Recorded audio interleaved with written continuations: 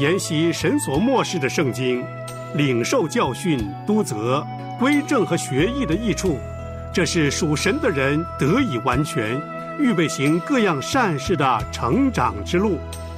欢迎收听真道分解。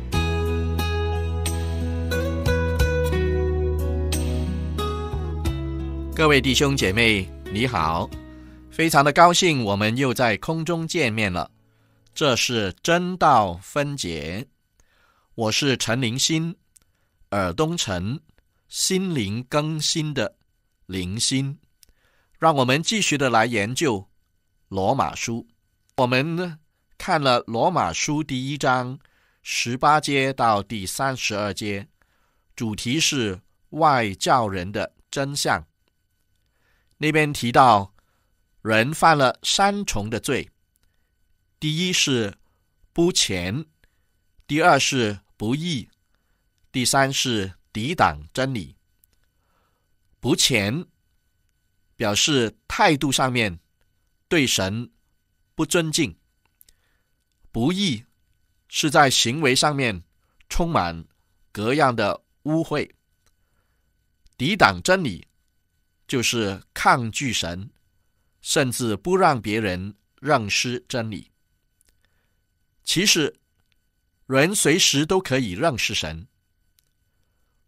我们可以从神所创造的宇宙万物的当中看见神的大能，我们也可以从我们自己的良心看见神的圣洁。无论是从宇宙里面看见神的大能，或者从良心看见神的圣洁，我们都可以知道神是一位大而可畏的神。可是人却选择了悖逆神，造出金银木石各样的偶像来代替神，所以神就任凭他们放纵肉体，犯各样的罪过，玷污自己。然而人不但自己欢喜犯罪，更喜欢别人和他们一同的犯罪，这就是人最大的问题。我们选用了罗马书第1章19、20两节作为我们背诵的经文，请大家听一下。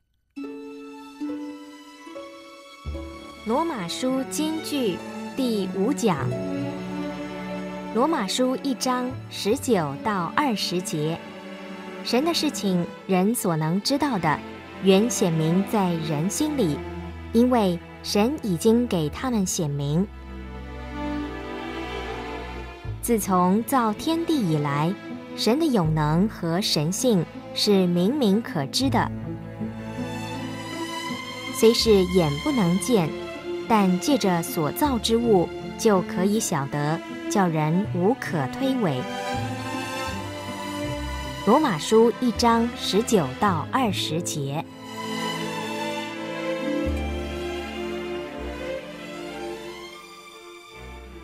真道分解，我们在研读罗马书，今天是第6讲。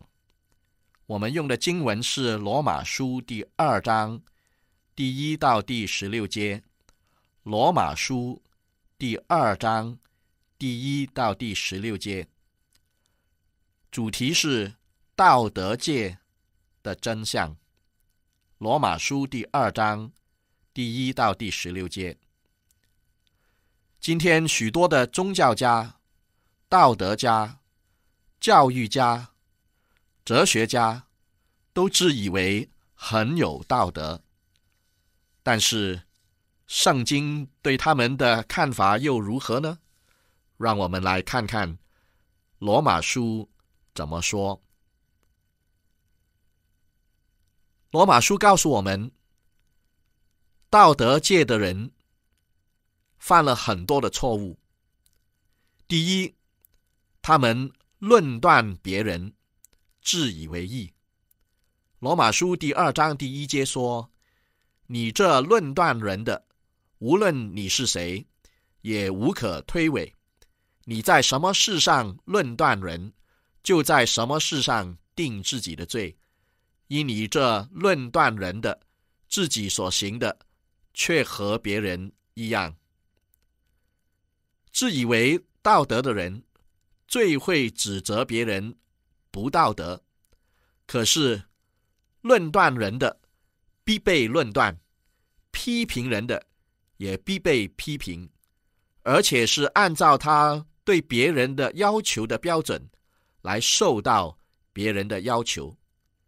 你试试看，用一个手指头来指责别人的时候，你会发现其他4个指头都在指着自己。他们所犯的第2个错误，就是他们所行的与别人一样。罗马书第2章第3节，你这人啊，你论断行这样事的人，自己所行的却和别人一样，你以为能逃脱神的审判吗？你看，他们所行的与别人一样，他们是知行不一。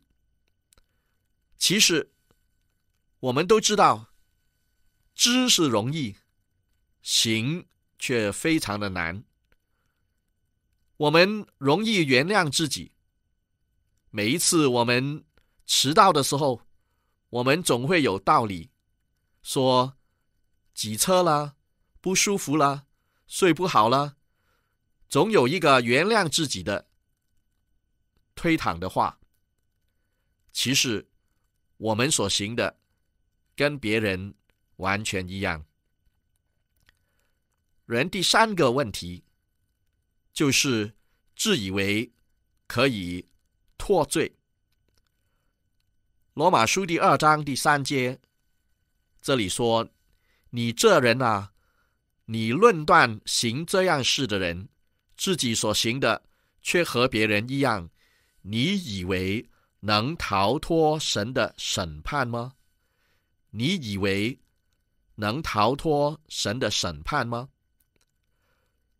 人总是以为只要不被抓到就没有罪。你在公路上面开快车，觉得很得意，以为连警察也抓不到你。从前有一个人专门的抄别人的荷包，认为自己的伎俩高人一等，所以自称是扒手大王。后来他引起警方的注意，放了一个抓老鼠的机弦，让他抄荷包的时候夹个正着。我们都知道，罪恶必然得到他应有的报酬。所谓罪恶有报，既然不报，时候没到。人第4个问题就是藐视恩典，自鸣得意。罗马书第2章第4节说，还是你藐视他丰富的恩慈，宽容忍耐，不晓得他的恩慈是领你悔改呢？其实神没有立刻的惩罚我们，是用恩典来待我们，宽容忍耐我们的过犯，给我们机会去悔改。人第5个问题是刚硬不悔改。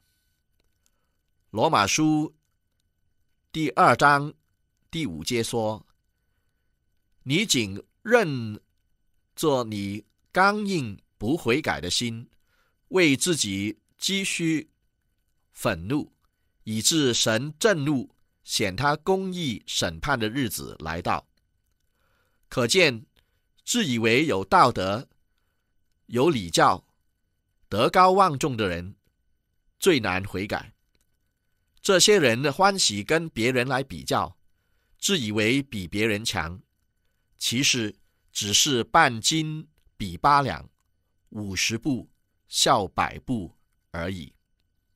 我们继续来看罗马书第2章，这里告诉我们道德界人的问题。跟着来的这一段就是讲到神审判的8大原则。神是公义的神，断不以有罪的为无罪，也不以无罪的为有罪。当神审判人的时候，他的审判一定是公正的，是叫人无从诡辩，只能心悦诚服的接受。这一段的经文提出来，神审判人有8大的原则。第一，他是按照人对别人的要求来审判我们。罗马书第2章第1节，你这论断人的，无论你是谁，也无可推诿。你在什么事上论断人，就在什么事上定自己的罪。因你这论断人的，自己所行却和别人一样。这里告诉我们，你怎么样批判别人，神也照样的批判你；你怎么样要求别人，神也照样的要求你；你怎么样对付别人，神也照样的对付你。这是最公正的审判。俗语说，世界轮流转，你怎么样待人，有一天别人也要照样的来待你。有一个中年人恶待他的老年的父亲，不给他吃饭，还举手打他。他的18岁的儿子看见了，常常为祖父难过，只是敢怒不敢言。有一天，他的父亲又打他的祖父，年轻人受不了，冲出门外。父亲正在火头上，大声地责问他，这样冲出去是什么意思？他说，没有什么，只是等不了爸爸老了的那一天，可以照样的来对待你。这样看来，我们在自己为别人所定下的标准之前，都是罪人。神的审判的第2个原则是按照真理来审判。罗马书第2章第2节，我们知道这样行的人，神必照真理审判他。照真理审判，这与上面所讲的完全不同。前面用的原则是主观的，但是真理是客观的。真理是神所定的标准，是超越时间空间的，无论在什么地方，无论在什么时代，都是有效的。比方说，不可杀人，不可贪心，不可欺骗人，这些都是在任何的地方、任何的时间都合用的真理。我们也许没有杀人，也不敢杀人，可是我们有没有贪心呢？有没有撒谎呢？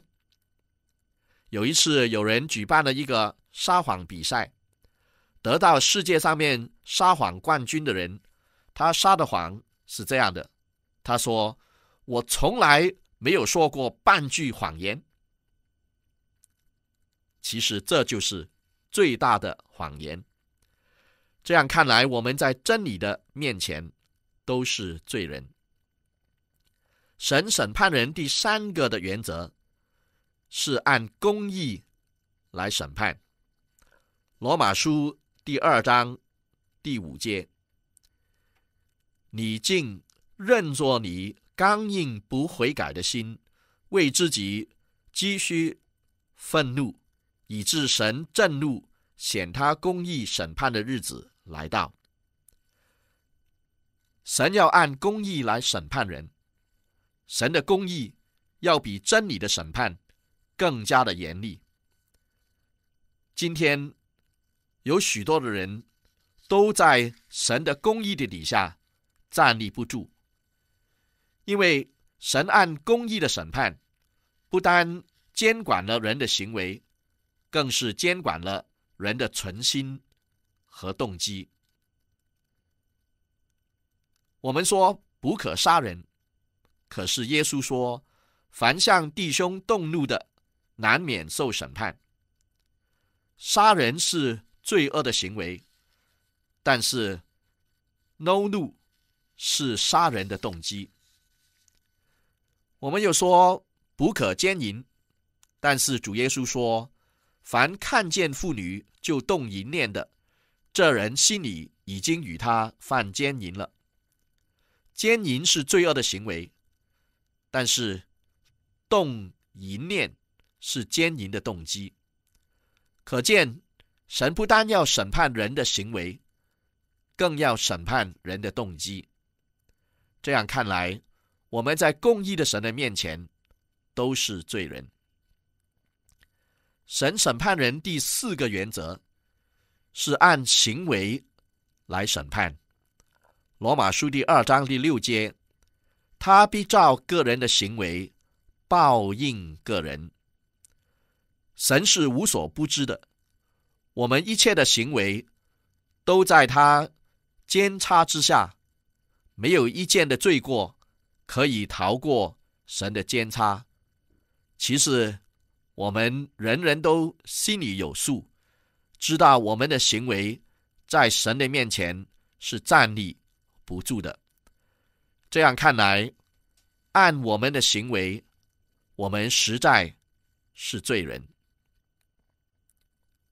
神审判人还有第5个原则，那就是按公平来审判。在罗马书第2章第8到第11节，唯有结党不顺从真理，反顺从不义的，就以愤怒、恼恨报应他们，将患难、困苦加给一切作恶的人，先是犹太人，后是希尼尼人，却将荣耀、尊贵、平安加给一切行善的人，先是犹太人，后是希尼尼人，因为神不偏待人。神不偏待人。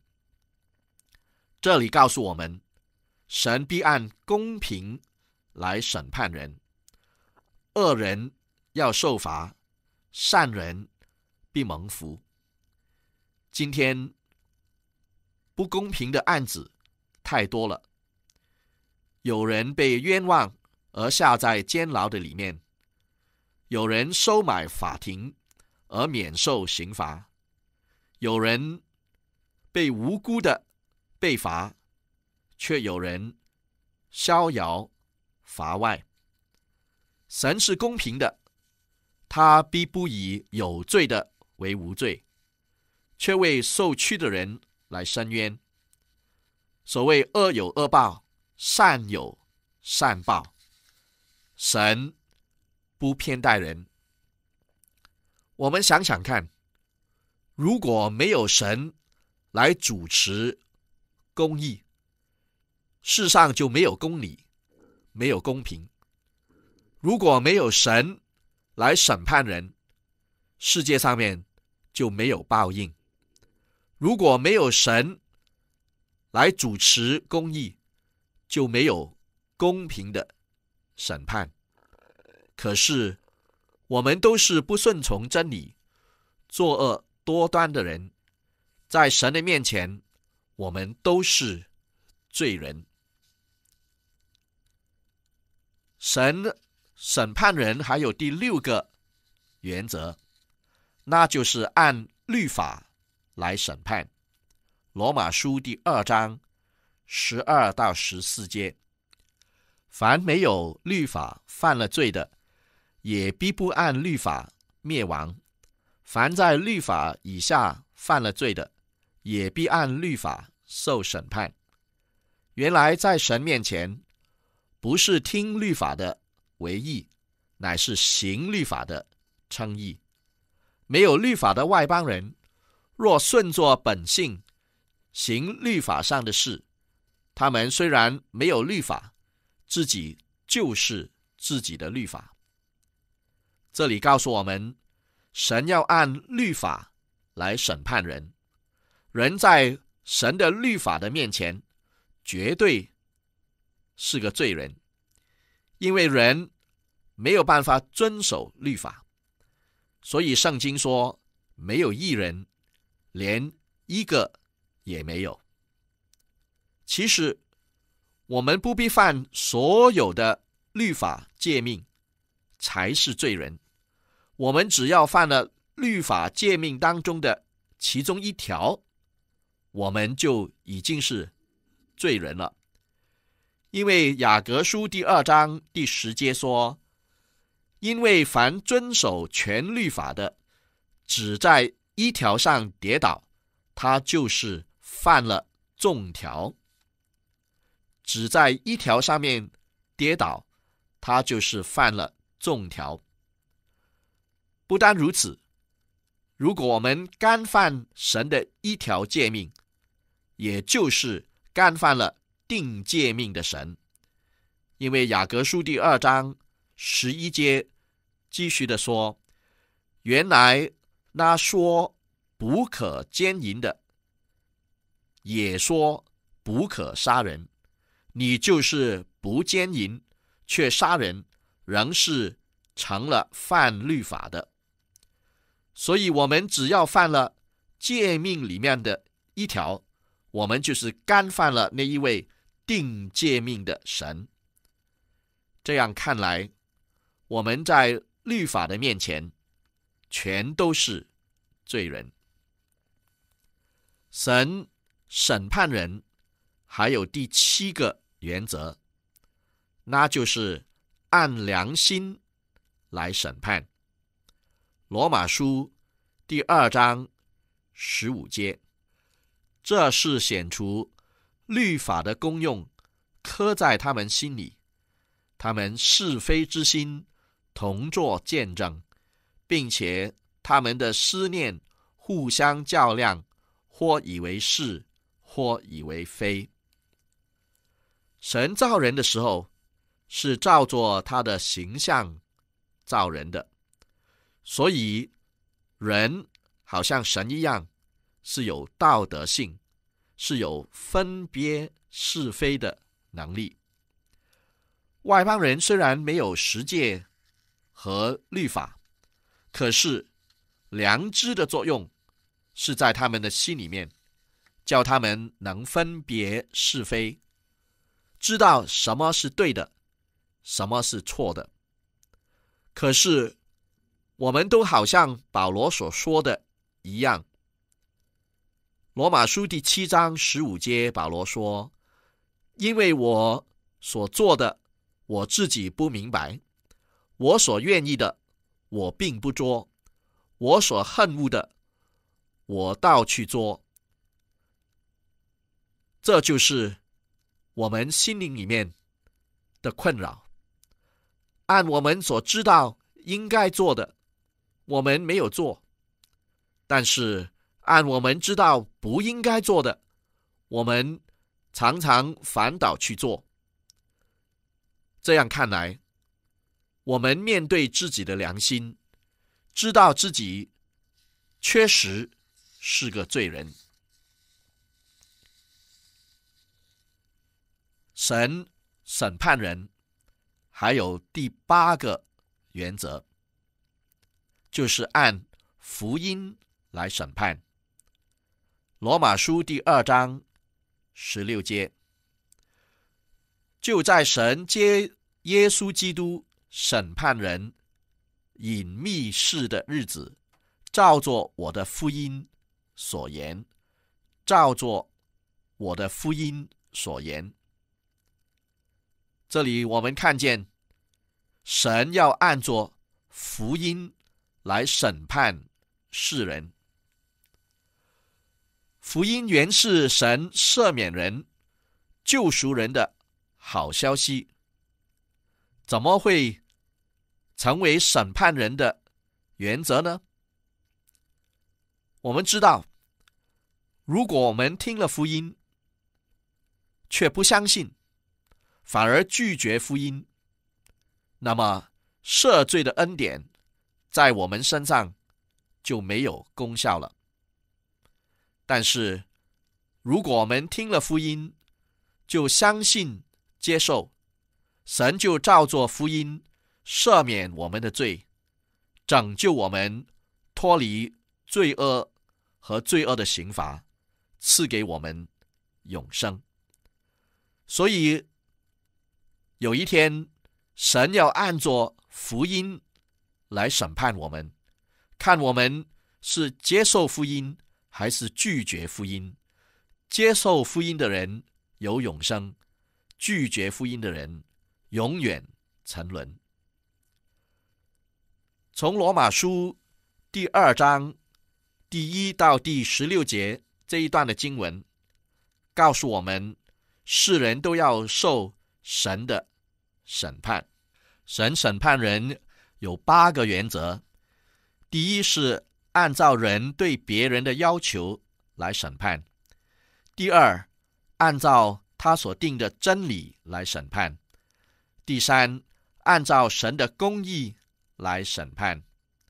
第四，按照人的行为来审判。第五，按照公平来审判。第六，按照律法来审判。第七，按照良心来审判。第八，按照福音来审判。按照这里所提的8种审判的方法，我们质问，我们都是罪人，都要被定罪，都要受到永远的刑罚。可是按照这里第8种审判的方法，只要我们悔改，相信接受福音，神要按照他的应许赦免我们一切的罪，赐给我们永生。感谢赞美主。我们选用了罗马书第2章第7到第9节作为我们背诵的经文。